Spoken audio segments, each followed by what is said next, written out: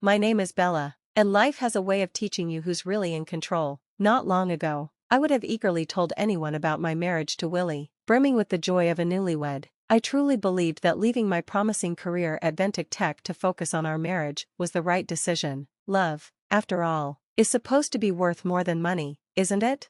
Ventic Tech had its quirks, but it also had strict policies, especially about workplace relationships. Once Willie and I tied the knot, we were thrust into an awkward spotlight. Our boss, Gary, wasted no time delivering an ultimatum, with all the theatrics of a reality show host. That evening, our conversation felt like a scene from a high-stakes drama. Blinded by love, I caved. The next day, I handed in my resignation and walked away from a career I had worked so hard to build. Fast forward to today, and here I am, cleaning up spilled cereal because Willie, ever the soon-to-be promoted, can't manage to aim for his bowl. Didn't your mother teach you better? I shout, half joking, toward the living room. My words disappear into the walls, his defensive reply arriving just as invisibly. I let it go. It's not worth another argument. Once, we teased each other with ease. Now, every conversation feels like navigating a minefield. Hours later, Willie is glued to the couch, the TV casting a dull glow over his indifferent face. I glance at the untouched dinner table, the remnants of what we once had haunting the silence. Are we going to talk? Or is that couch your new lifelong commitment? I ask, forcing the words out. About what? His reply is sharp and dismissive, without even a glance in my direction.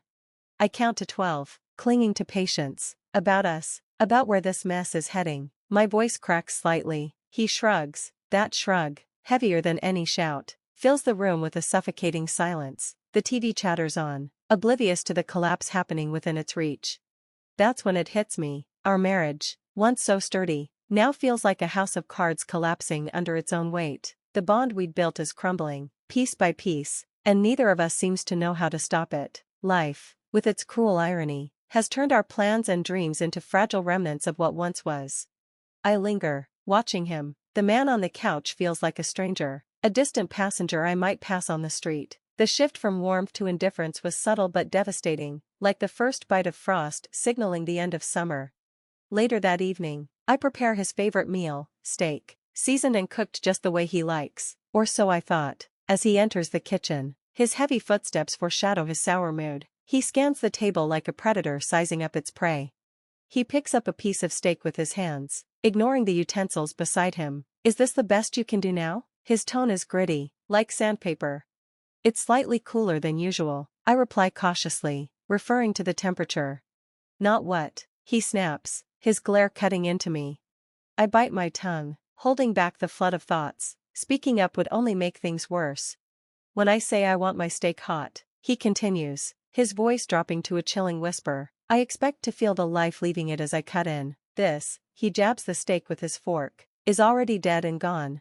His words, devoid of any shouting, carry a venom so sharp it leaves me hollow. He pushes the plate away and meets my gaze for a fleeting moment, his eyes filled with a mixture of contempt and resignation. Forget it, he mutters, turning away, grabbing his keys. He delivers a final blow. Fix your mistakes, Bella, or next time, it won't just be dinner getting tossed out. The door slams shut behind him, the echo punctuating the end of what little joy remained in our relationship. I stand there, staring at the uneaten meal, wondering how we reached this point, and if there's any way back. I stood motionless, staring at the door Willie had slammed shut behind him. The sound still echoed in the silence of the apartment, reverberating like a final punctuation to an unspoken truth. I exhaled slowly, glancing down at the abandoned steak on the table. Its cold, lifeless state mirrored my own feelings, discarded and forlorn. Each step toward the trash can felt heavier than the last, a somber reminder of what I was throwing away, my effort, my care, and the fragile hope that things could still change. To the outside world, we were the picture of a perfect couple, admired by friends, praised by his parents, but behind closed doors, the reality was far from ideal. Willie's demands had become relentless, chipping away at my self-esteem with every passing day. My life revolved around seeking his approval, which had grown as rare as sunlight in a storm. Tonight was no different. The dinner table became a stage for his critiques. "What's this?" he asked flatly, pointing at the plate of steamed broccoli and grilled chicken I had set before him. "Dinner," I replied, trying to keep my voice steady. "Broccoli again? Do you know how to make anything else?" His words dripped with disdain as he pushed the plate away like it was contaminated. Suppressing a retort, I offered, "I can make something else." His sneer was immediate. That would be a first. The sting of his words fueled a simmering anger within me, but I turned back to the kitchen. Before I could start anew, his sharp voice cut through the air. "Where are you going?" "To cook," I answered, barely keeping the edge out of my tone. He stood abruptly, the screech of his chair grating against the floor. "Sit down. Let's not pretend you have other plans. Your world revolves around me, remember?" His words were a leash, yanking me back into the reality I'd been too afraid to confront. "Yeah," I murmured, defeated, returning to the table. Later that night, as silence filled the apartment, I lay awake, staring at the ceiling. The weight of unsaid words and unmet dreams pressed down on me. This wasn't a partnership, it was a prison, built on dependence, fear, and a facade of perfection. But life has a way of intervening in unexpected ways. One cold, ordinary day, I slipped on a patch of ice while carrying groceries. Pain shot through my leg, sharp and unforgiving. A few bystanders rushed to help, their concern a stark contrast to the indifference I had grown accustomed to. At the hospital, a doctor confirmed what I already suspected: my leg was broken. "It's broken," he said matter-of-factly, as if announcing the weather. The real pain wasn't from the injury but from the dread of telling Willie. I sent him a text, "Broke my leg." At the hospital, his response never came. That night in the hospital was cold and lonely. The nurses were efficient but distant, and the stale coffee did little to warm me. By morning, I was discharged with crutches, a cast as stark as the snow outside, and a pile of instructions. Willie was waiting when I got home, his face stormy, no concern, no questions about how I was feeling. His first words were, "Where's dinner?" Standing there on crutches, my leg immobilized, something inside me snapped. "What do you think happened? I went dancing? Look at my leg," I yelled, my voice cracking under the weight of all I'd held back. He barely flinched. His only response was a dismissive wave of his hand as he turned away, muttering about how I should have been more careful. In that moment, the full extent of his selfishness and neglect hit me like a tidal wave. The life I had tried so hard to salvage wasn't just broken, it was unsalvageable. Willie's tirade made his feelings painfully clear. My broken leg was, in his eyes, an inconvenience I had inflicted on him. "You always have excuses," he spat bitterly. "You can't even do the one thing you're supposed to, can you?" I stared at him, astounded. After a harrowing night in the hospital, his only concern was dinner. The sheer indifference stung more than my injury. The air between us felt as cold as the ice I'd slipped on. A chilling confirmation that this was more than a physical wound, it was a fracture in our relationship, one that had been forming for years. Despite my trembling hands and aching body, I limped to the kitchen and began preparing dinner. Each step felt like an eternity, a cruel mockery of my efforts to maintain normalcy. Near the trash bin, overflowing from a day of neglect, I hesitated. I knew Willie wouldn't let it go. "What's this?" he barked, his sharp tone cutting through the tension. "You're home all day and can't even handle the trash?" He stormed over, fury radiating off him, and with a swift kick, he sent the contents sprawling across the floor. "Clean it up," he commanded. My hand shook as I knelt down, not from the physical pain, but from a deeper, more profound hurt. That night, sleep eluded me as his harsh words echoed in my head, mingling with the hot sting of tears. By morning, nothing had changed except my resolve. The kitchen table was now adorned with divorce papers. As the coffee dripped in the background, Willie stumbled in, bleary-eyed and reeking of alcohol. "Morning," he growled, his voice rough. "What's for breakfast?"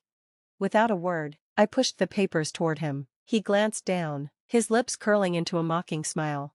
"You serious?" he scoffed. "As a heart attack," I replied, my heart pounding but my voice steady. He laughed, loud and dismissive. "You ain't got the guts." "I already filed," I countered, meeting his sneer with a steady gaze. "Just need your signature." He leaned in close, his voice low and venomous. "You think you can survive without me? You're a broken bird, can't even take out the trash." "I'm done talking, Willie," I said firmly. "Sign the papers, or I'll have the authorities force you to." His face twisted with rage, but he grabbed the pen and scrawled his name, each stroke heavy and deliberate, tossing the pen down like it burned him. He sneered. "Good luck, darling, you'll be crawling back before the month's up." But I wouldn't, I couldn't. This was my line in the sand, The moment I refused to accept any more of his cruelty, despite everything, I smiled. Those signed papers felt like my first step, on crutches, maybe, but toward a better life. Crawling's not my style, I murmured. The next morning, an eerie silence greeted me. Over coffee, Willie casually mentioned the property split. Got a lawyer, he said, his tone as commanding as ever. You coming with me? Still healing, with my choices seeming limited, I nodded. Willie helped me into the car, his actions oddly gentle as he propped up my cast. Everything felt strangely normal as we drove, the city skyline shrinking behind us like a distant memory. Suddenly, he pulled over to the side of the highway. The tire might need air, he mumbled, stepping out to inspect it. Leaning heavily on the car, I followed, unsure of his intentions. He pretended to fuss with the tires, his movements calculated. Then, without warning, he jumped back into the driver's seat. Before I could react, he hit the gas and sped off, leaving me stranded. I stood there, stunned, watching his car vanish down the highway, the sound of the engine fading into silence. I gripped my crutches tightly, disbelieving but strangely resolute. Alone on that desolate stretch of road, I realized this wasn't the end, it was the beginning of my freedom. I pulled out my phone, hit record, and called him in desperation. Willie's voice came through cold and smug. Come back, I yelled, my voice cracking with frustration and fear. He just laughed, a harsh, mocking sound. This is what you get for trying to divorce me, he sneered before hanging up. The line went dead, and I stood there, the taillights of his car fading into the distance, alone on the side of a desolate road. The winter chill gnawed at me, a cruel echo of my abandonment. Cars sped past, their drivers oblivious to my plight, their indifference stinging as much as the icy wind. Minutes turned into an eternity until finally, a rattling Jeep truck pulled up beside me. To my shock, it was Gary, my former boss. His gruff, familiar voice broke through my haze. You look like hell, Bella, he said, his concern cutting through the cold. Why didn't you call someone? I shrugged, the weight of the day pressing down on me. Thought I could handle it, I murmured, ashamed of how wrong I'd been. Gary's expression darkened. He left you here, with a broken leg? That man's a coward, he growled, helping me into the warmth of his Jeep.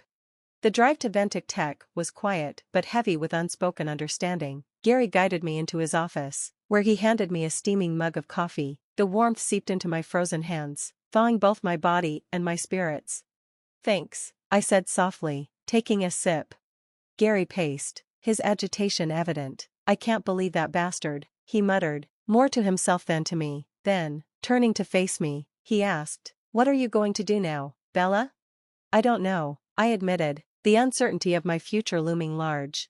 He leaned forward, his expression serious. We need you back here. The team hasn't been the same since you left. A flicker of hope sparked in my chest. You serious? As a heart attack, he replied. You're the best we ever had. I should have fought harder to keep you. I glanced down at my cast. Might be tricky with this.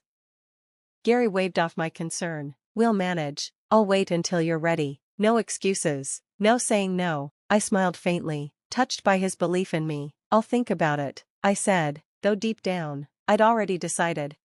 The tension in the office was palpable as Willie stormed in the next morning. His boots thudded across the floor with less certainty than usual. When he saw me standing beside Gary, his face paled before quickly hardening into a sneer.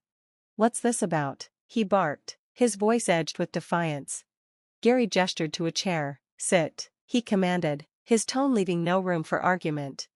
Willie remained standing, crossing his arms in a show of bravado. Willie, Gary began, his gaze cold and cutting. I've seen some poor decisions in my time, but what you've done takes the cake. Willie's eyes darted to me, his expression a mix of anger and fear. What lies has she been feeding you? No lies needed, I replied calmly, just the truth, recorded loud and clear. Gary slid a recording device across the desk. Care to listen to your greatest hits? Willie's face went ashen. You can't fire me over this, he sputtered. Oh, I can, and I am, Gary shot back, his voice like steel. Willie's desperation mounted. I'll sue. Go ahead, I said, my voice cold, but you'll lose. I've got all the evidence I need, and you've got nothing but empty threats. Gary stood abruptly, his chair scraping across the floor like a declaration of war. Get out, Willie, you're done here. Willie stormed out, defeated, and the weight of his departure lifted from my shoulders. In court, The judge's gavel fell decisively. This court grants the separation and orders compensation to be paid, the judge declared. It felt like the first breath of spring, chilly but full of promise. Back at work, I settled into a rhythm, every keystroke a step toward rebuilding my life. My colleagues' greetings were warm, their support unwavering. "Feels weird, huh?" Harold said one morning, leaning against my desk. I smiled. "Weird doesn't cover it. Feels like I've come back from the dead." He chuckled. "Zombie Bella, back for revenge?" "Something like that," I said, grinning, "but this time, I'm not taking crap from anyone." "That's the spirit," Harold said, his nod full of encouragement. This wasn't just a fresh start, it was a reclaimed life, and I was ready to live it on my terms.